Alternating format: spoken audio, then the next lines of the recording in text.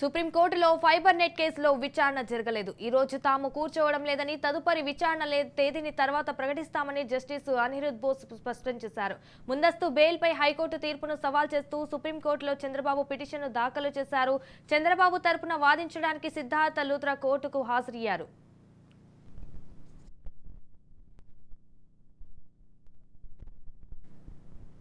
సుప్రీంకోర్టులో fibre net కేసులో విచారణ జరగలేదు. ఈ రోజు తాము కూర్చోవడం లేదని, తదుపరి విచారణ తేదీని తర్వాత ప్రకటిస్తామని జస్టిస్ అనిరుద్ బోస్ స్పష్టం చేశారు. ముందస్తు బెయిల్పై హైకోర్టు తీర్పును సవాల్ చేస్తూ సుప్రీంకోర్టులో చంద్రబాబు పిటిషన్ను దాఖలు చేశారు. చంద్రబాబు తరపున వాదించడానికి సిద్ధార్థ లూథ్రా కోర్టుకు హాజరయ్యారు.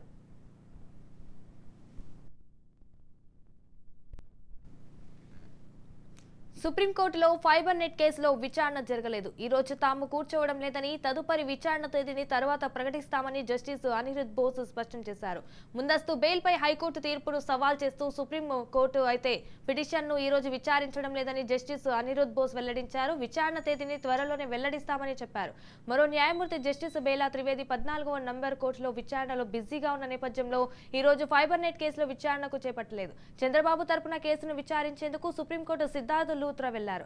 మరోవైపు ఫైబర్ నెట్ కేసులో చంద్రబాబుకు ముందస్తు బెయిల్ ఇచ్చేందుకు హైకోర్టు నిరాకరించడంతో ఆయన సుప్రీంకోర్టును ఆశ్రయించారు. కేసులోని అంశాలు 17A తో ముడిపడి ఉన్నందున గతంలో ఈ పిటిషన్పై విచారణకు సుప్రీంకోర్టు వాయిదా వేసింది.